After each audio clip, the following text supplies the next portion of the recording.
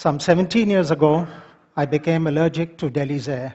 My doctors told me that my lung capacity had gone down to 70% and it was killing me.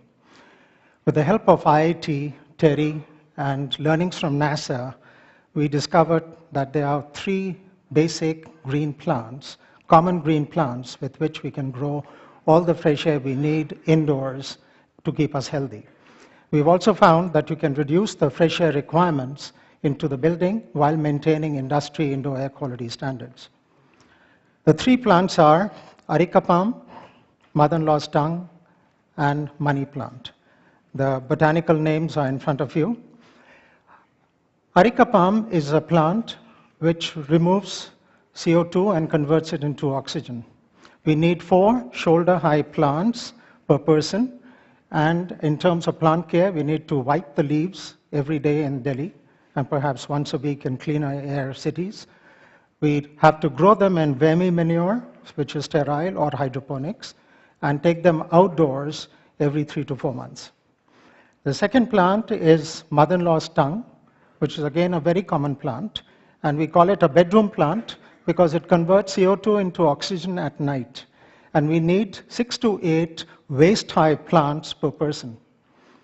The third plant is money plant, and this is again a very common plant, preferably grows in hydroponics.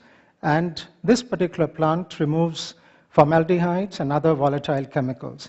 With these 3 plants, you can grow all the fresh air you need. In fact, you could be in a bottle with a cap on top, and you would not die at all, and you would not need any fresh air. We have tried these plants at our own building in Delhi, which is a 50,000 square feet, 20-year-old building, and it has close to 1,200 such plants for 300 occupants. Our studies have found that there is a 42% probability of one's blood oxygen going up by 1% if one stays indoors in this building for 10 hours. The government of India has discovered or published a study to show that this is the healthiest building in New Delhi. And the studies show that there is compared to other buildings, there is a reduced incidence of eye irritation by 52%, respiratory systems by 34%, headaches by 24%, lung impairment by 12%, and asthma by 9%. And this study has been published on September 8, 2008, and it's available on the Government of India website. Our experience points to an amazing increase in human productivity by over 20% by using these plants, and also a reduction in energy requirements in buildings by an outstanding 15% because you need less fresh air.